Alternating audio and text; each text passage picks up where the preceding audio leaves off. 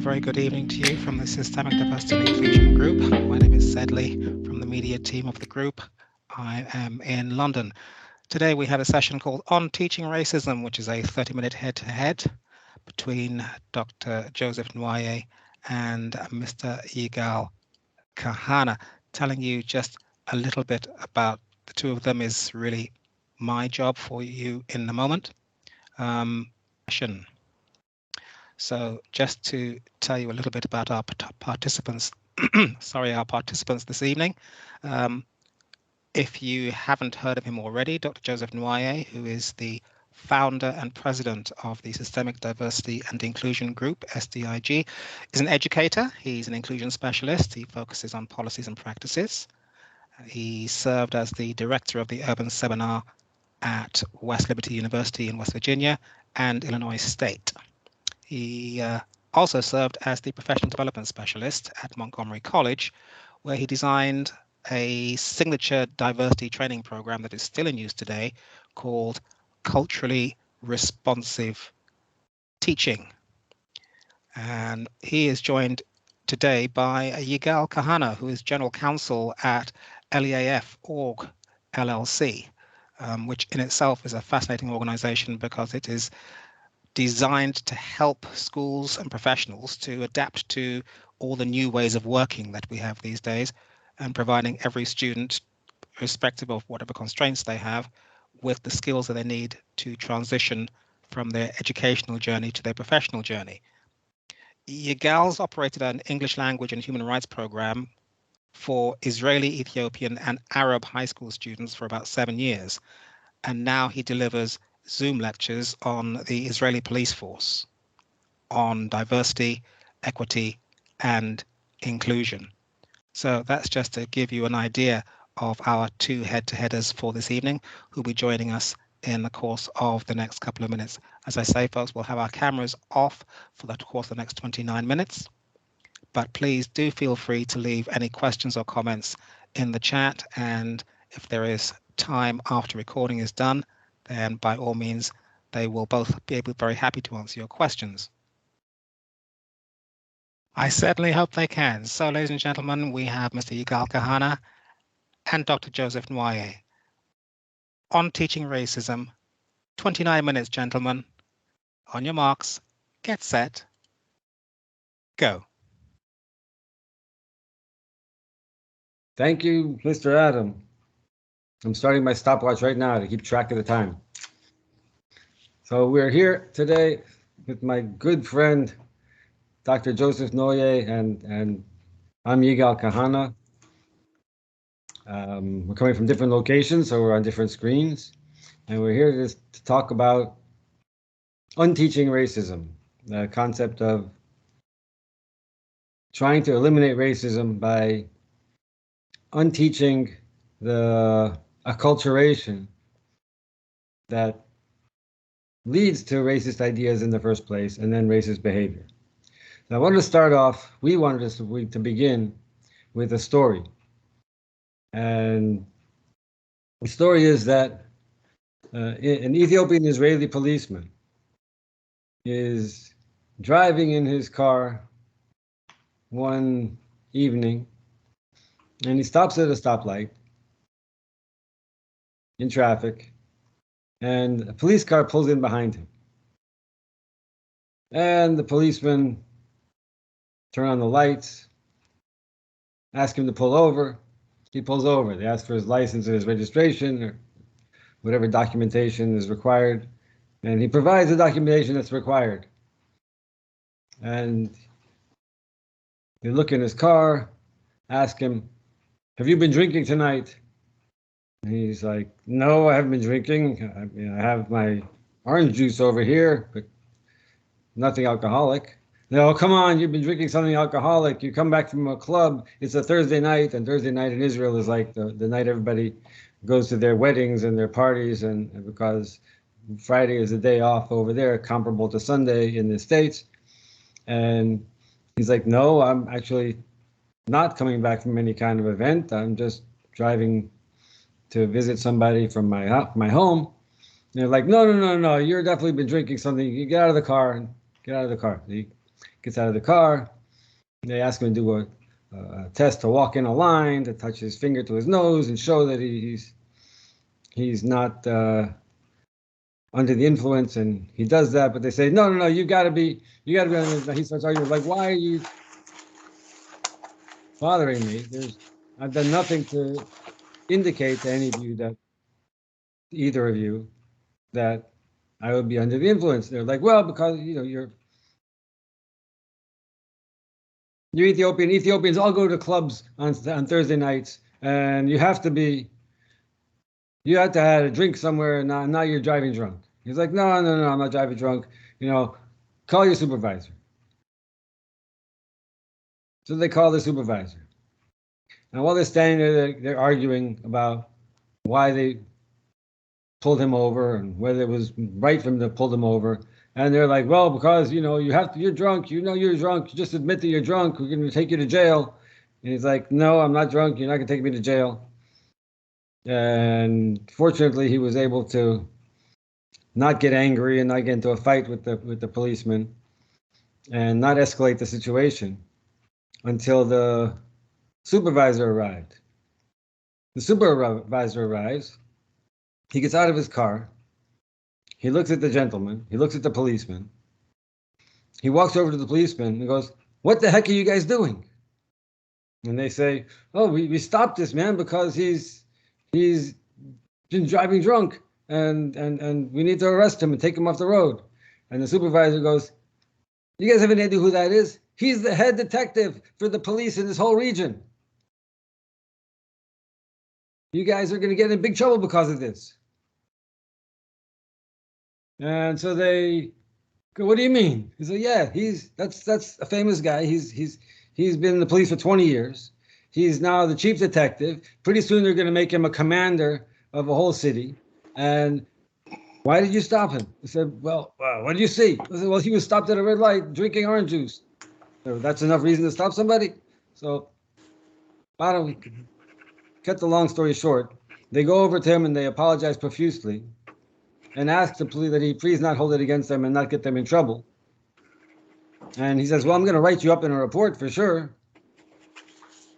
And the reason, and so obviously he got to go away. And when they got back to the station, everybody made fun of them. And what a wonderful arrest they had made of the chief detective of the region who hadn't done anything wrong. And so they became an object of derision, let's say, in their department. Instead, so they found that the tables had turned on them. And instead of victimizing somebody, all of a sudden they became the victims of their own stupidity. And the reason that I wanted to start with this story is to show that racist thinking hurts everybody. It doesn't just hurt the intended victims. Sometimes it rebounds back, very often it rebounds back to the detriment of the people who are using it. Perfect. Now, Dr. our Nwoye. mission here, excuse me? Perfect. Dr. Nwoye, you're on. Thank you so much. Thank you so much. I appreciate your gathering us here. My good friend, Yigal Kahana, has told a story. And when you listen to the story, you see how it ended. They arrested the wrong person, and therefore they resolved it by virtue of seeing that the person has power. But if you turn that story around, where the person doesn't have power, it will end very differently. And sometimes it leads to the death of someone who may not do anything. In other situations, it could lead to imprisonment.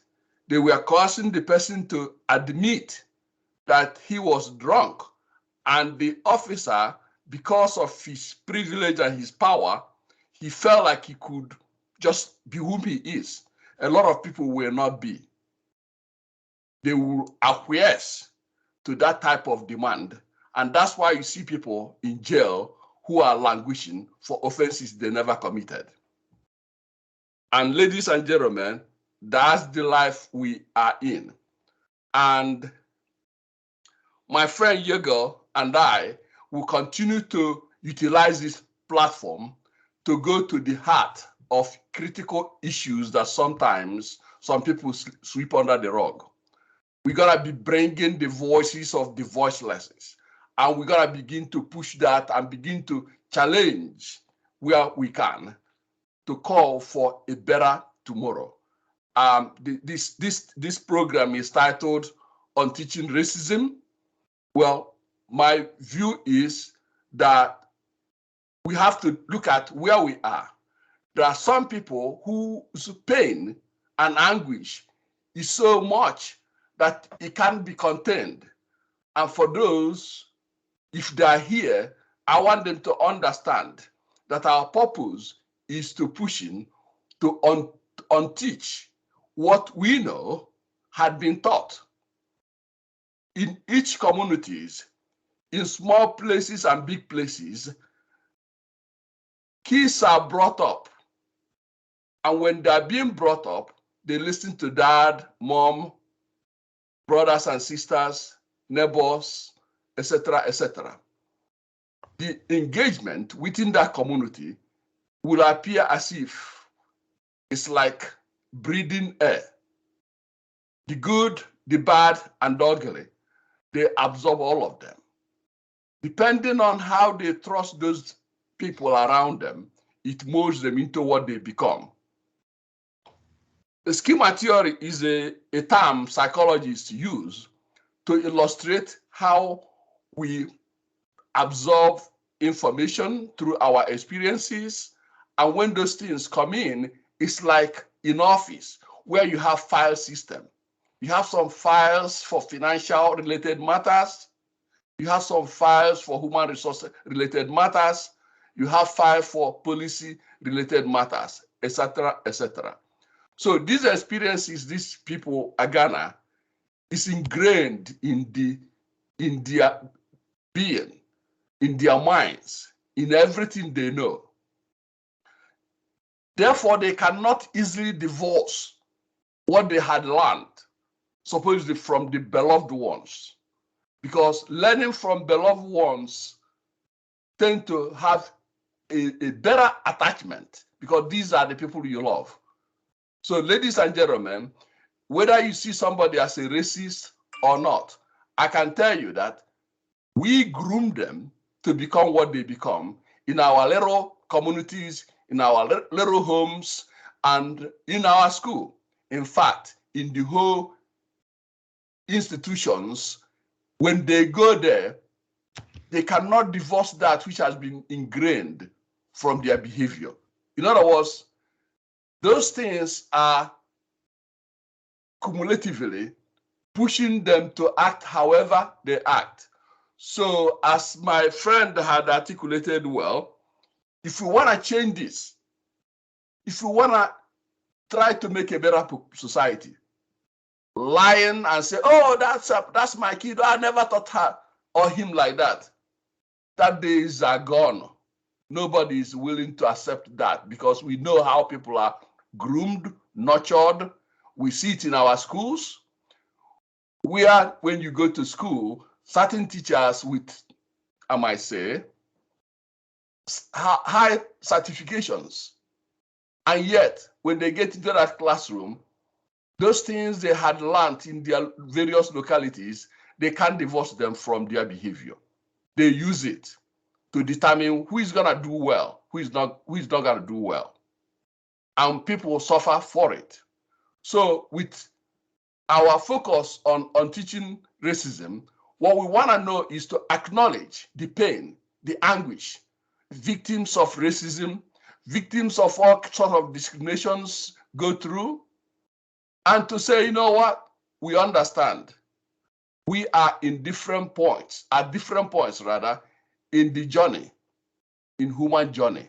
Some people get it good, some people get it bad, some people get it in an ugly way. But by and large, we've come together that we're gonna take it and move it forward towards on teaching those things that we know are inconsistent with what we need to teach people to live in a better society. Fantastic. And again, very briefly, SDIG epitomizes that. SDIG is a platform where we bring people of all races, all classes, or whatever you want, especially those whose voice are always marginalized or silenced. They have a place, they have a home, a safe home where they can articulate their point. And at this home, myself and Mr. Yigal Kahana, my friend, we continue to tackle these issues for a better tomorrow as we move forward for on teaching racism. Mr. Kahana, your comeback. Thank you, Joseph. I don't have a comeback. I have a continuation. Our mission here, very briefly, is we would like to eliminate racism. This is our end goal. End game here is to get to a world where racism is not an issue, is not a factor. That's the end goal. It's a long-term, from 40,000 feet up in the air, or even from looking at the Earth from the moon, overview of the goal. So what we're doing here is going to sometimes be at a granular level, looking at details from the point of view of individuals in individual circumstances, like the story that I told and like what Joseph was discussing. And sometimes we'll be talking about theory in terms of political philosophy or social dynamics, and usually, hopefully always joining up the two so that it's a complete whole picture from where we are to where do we want to go, and then how do we want to get there. So because we only have a half an hour, we can't really get into so many details in any given session, but hopefully we'll have a series of sessions and be able to flesh out particular angles and facets of this problem and potential parts of the solution in each lesson. So in this particular lesson, we wanted to focus on, from the high point of view, from the 40,000 foot level. If our goal is, everybody here is committed to eliminating racism, and that's our goal. And the question arises, and many times we've bumped into this question, which is, how does one eliminate racism, or envision eliminating racism? This is a question I guess I'll ask Joseph so he can answer. How does one envision eliminating racism without employing the racist terminology that helps to perpetuate racism through language? Thank you. This is a kind of difficult question. And as I indicated to you, that I'm completely aboard. We're going to work towards our goal to eliminating racism. But I also emphasize that we're not going to act as if we don't know what is happening. If you listen to the case that is being deliberated in Atlanta right now, where a son and a father cornered someone who was jogging with the help of their neighbor and killed him, and making all kinds of excuses. It would be hard to say to the parents or relatives of that particular individual that we want to go forward to eliminate racism without really mentioning the pain and anguish they are going through at this moment. So, as you know, my position is that we will recognize the atrocities, and we're going to begin to send the message that will state that in no terms should anyone, overt or covertly, accept this type of horrible thing. And I'll use this time to say, individuals, groups, institutions, wherever you are responsible. but I want to focus more on individuals. If you're an individual and you see act of racism or discriminatory practices it accompanies, if you are the only voice in the wilderness, don't stop until it changes. Even if you're gonna sacrifice, however that may need to be sacrificed, I encourage you, I urge you to do that for the interest of our goal. Because when you do that, we're not gonna be seeing reminders of horrible things every year. We talk about the same thing. People who are black and brown, they see these things repeatedly. It's terrible, it's very painful. So I urge you as individual to stand from this day forward, to support us, to help us, to go forward and focus on teaching racism. And with your efforts in your different corners, if others emulate your footsteps, we're gonna eradicate racism, and that will help us to achieve our goal. So without going too much into it, that's where I stop. But if our director wants me to say more, I'll be glad to elaborate. Mr. Kahana, your comeback, what is your idea for the answer to the question, can we hope to eliminate racism without depending on racial terminology? I don't believe it's possible to eliminate racism while we still use racial terminology. So, of course, the answer is yes, we can. We must. The challenge, and currently in the world today, I'm not naive about how much of a challenge it's going to be, is to transition people's mindset in such a way that in the use of language, people no longer identify either each other or themselves as black or white, as polar opposites, where never the twain shall meet, but rather as a spectrum of humanity, some darker, some lighter, each imperceptibly blending into the next and part of a greater whole, and not part of two separate groups that never the twain shall meet. In fact, where that line came from is a poem by Kipling. And at the end, he says, east is east and west is west, and they're going to meet when two strong men face each other in front of God's judgment seat. That it can only happen if people stop thinking in racial terms, that they'll be able to stop behaving based on those and making decisions based on those racial ideas that those terms denote and connote. So the challenge is, and something that I think I've been able to do for these past 15 or 20 years since I came up with this idea, was never to call anybody black or white, never to admit that anybody is black and white, never to concede that critical ideological ground that there's such a thing as black and white, or such a thing as different races.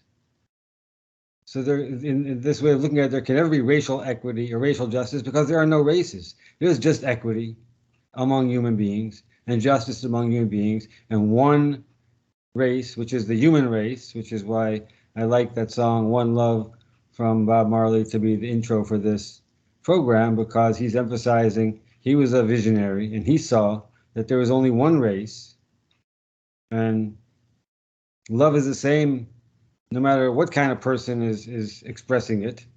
Love is the same for everybody. Love is a capacity that we all share. It's a divine capacity that we all share. And it's something that's capable of uniting us, whereas the race idea, and the idea of dividing people into white or black or yellow or red or whatever nonsensical categories have been come up with in the past, only exists to divide people and keep them separated, and destroy the unity that prevent the unity from growing that could be there if people were not busy artificially separating themselves. And so then the challenge is, so how do we get from where we are today, where it's you can't go 5 minutes without hearing somebody call somebody else white or black, to a future where nobody will call anybody or themselves white or black. Or even, there was one time I was in Israel with a group of Ethiopian activists, and hopefully in a future episode we'll get to discuss some of our experiences and not just our ideas. But I told them about this idea, and a few people said, "That's a great idea. That's a genius. We love that." And one woman, however, took exception and was like, "Who are you, a white person coming from America, telling me," she said this in Hebrew, "not to identify myself as black? Not that I'm not black." And I'm like, well, listen, I'm not telling you how to identify yourself. I'm just telling you the truth. You can identify yourself as anything you want. But if you identify yourself as a Martian or Chinese, that doesn't make it so. The fact is that you're a human being, just like I'm a human being. And if you choose to employ an artificial construct that has no connection to genetic realities, I'm not going to try to stop you. Do what you want. I'm just trying to prescribe the truth, the cure, like a doctor would, and I cannot force the patient to take it. Embrace your culture. Embrace the reality and objectivity of who you are. Absolutely, without the use of artificial terms that were invented to poison the atmosphere and separate people unnaturally. And Dr. Adams came up with a very nice slide, which Dr. Nwoye came up with a very nice slide that I took the liberty of modifying somewhat, and about where belief formation comes from, the environment, and how the things that people believe can be changed to change their mindset, to bring in new worldviews that are healthier than the one that they had maybe previously. I think it's the 10th slide in the slideshow. And that's it. And the idea is that from their environment, unfortunately, born in this day and age, people are habituated and conditioned to think in terms of races and in terms of black and white and red and yellow. Although I still haven't figured out exactly how yellow turns into Asian, because I never seen Asian who was actually yellow. But that's the nonsense of German pseudoscientists in the 1820s who came up with that. And I don't know why we should be encumbered with that or tied down to it. But then that set of beliefs leads to influences on people's behaviors in the second box.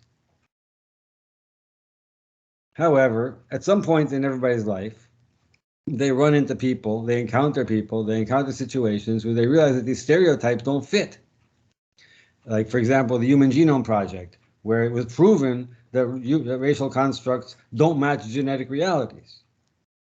When people run into those kind of situations, encounter those kind of situations where they see that what they're learning, what they're experiencing doesn't match what they've been taught, you get to the third box, where you have to accept the fact that these racial constructs that are so pervasive socially actually don't hold water and don't make sense. And then at the bottom, this cognitive dissonance arises, where people have to make a choice. Well, am I going to believe the things that I've been taught, or the things that I see and feel and experience?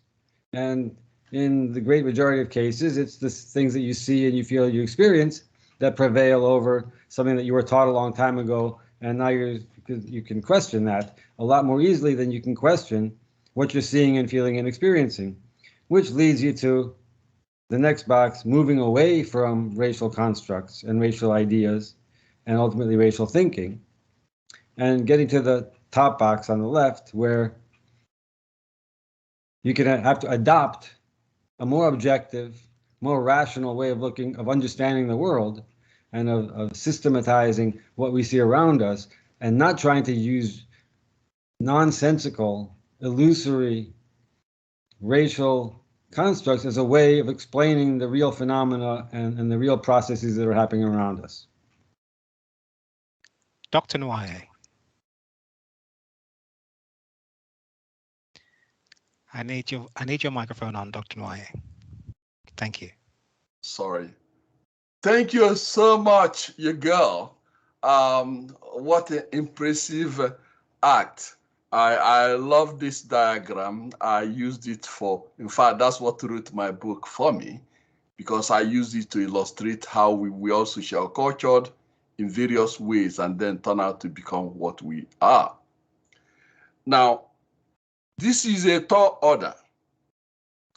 How do we avoid the term racism, eliminating it from our vocabulary?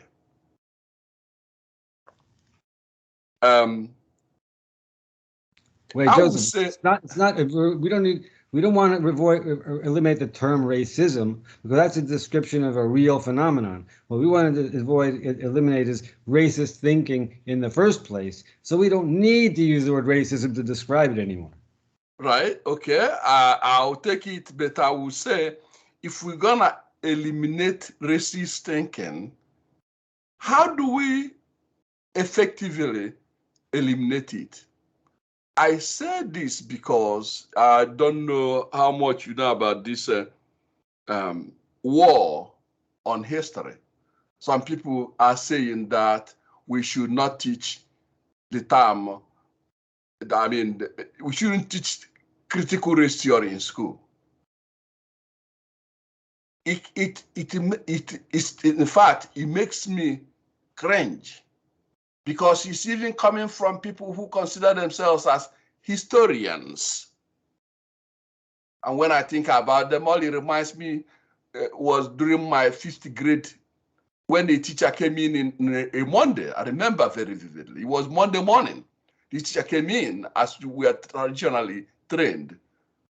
Someone, our monitor, clapped his hand, clapped again. We said, "Good morning, teacher." When we stood up, and then he clapped the second one and said, "Good morning, teacher." Another one, we sat down. Usually you don't disturb or make noise like you see here. 30 minutes after class had started, people shuffling their foot and coming into the classroom. That was no. And what he told us was that we're gonna study history today. He went and said, history is the study of past events. He proceeded to ask another question. Why do we study history? He said, we study history to avoid the mistakes of yesteryears. And of course, take the things we did yesteryears that were good and replicate them. I say that because when you see people acting the way they're acting, I can understand for those who are saying that there should be no teaching of critical race theory. But I equate it to saying there's not going to be teaching history. I can get into rational thinking with such people who may say, when you use it in the terrible way it was orchestrated, it wasn't nice. It wasn't made to be nice. It was terrible. You modify it according to the age-appropriate kids. But don't say you don't teach it. If you don't teach it, you are lying. And some people will say, we're going to avoid color. And some people may tie it to race. How can you say you can? How can you avoid that? If somebody says to me, I'm not, what color are you? I think I will proudly say I'm black. And anyone who may have a different coloration will equally be proud to say whatever that coloration is. I agree with you that we shouldn't be treating people based, differently based on that. And I agree with you when you focused on equity and social justice for all. You go around, you see reports on discriminatory practices. Even myself, I've investigated racist acts where some people in position of power utilize their power to subjugate people because they don't like either their culture or the skin pigmentation. But they won't say it that way. They come in a much more dubious way, full of lies, planting seeds of lies here and there, connecting people to share so that they can support lies. And Joseph, you see some people It's who not do that. stopping. Yes, indeed. Gentlemen, we have 2 minutes. Mr. Kahana, you have 1 minute. Mr. Nwoye, Dr. Nwoye, you will have 1 minute. We will be coming back to you folks next week if you will care to join us. But in the meantime, Mr. Yigal Kahana, General Counsel at leaf.org, please, would you give us your last thoughts just for this half an hour? right, I wish that a half an hour was actually an hour. But a half an hour is only a half an hour. So we have to, unfortunately, not get into all the different angles that I'd like to get into. I just need to point out that there was teaching of history before the term critical race theory was invented. There was anti-racism before the term critical race theory was invented. There were abolitionists before the term critical race theory was invented. So to say that if you don't teach critical race theory, you can't be an anti-racist and you can't teach history is overstating the case by a long shot and missing the point. The goal here is to eliminate racism, period. And I don't care if we need to do it with a shovel or a spoon or a fork or a stick of dynamite. It's not the label on the tool that's important. It's the goal that's important. And God willing, over the next series of events, we'll be highlighting some of the ways in which it can be done without labeling the way it can be done necessarily, but by demonstrating the ways in which it is done. And that's my summation for now. Thanks, everybody. Joseph. Thank you very much. Well stated. The focus is on eliminating racism. I'm 100% aboard. And I do believe in subsequent activities, we will come with much more informed way to inform our public or people who are coming aboard, because it's not going to be you or me alone. It will mean all of us. All of us. The people who've suffered as a result of that will all be aboard. That's the only way we can overcome it. And for those of you that are here, thank you for coming. Stay tuned for another section every Tuesday. We're going to be going, hopefully, help us to eliminate racism as we know it. Thanks, everybody. Thank you. Thanks for joining us, people. If you'd like to stick around for a few minutes, you are very welcome. In the meantime, we've just got a little more music for you as you go into your evening there on the East Coast and the Midwest and the West Coast of the USA. From the SDIG office here in London, I'd like to wish you a very good evening. Do feel free to join us again if you wish. And from Zaire, in fact, from the Democratic Republic of Congo, this is a Jerusalem Dance Challenge. Just a couple of minutes of something extraordinary that garnered 17 million YouTube views. It just goes to show what you can do when you try. Mr. Kahana, Dr. Nwoye, thank you so much. Thank you, Mr. Adam.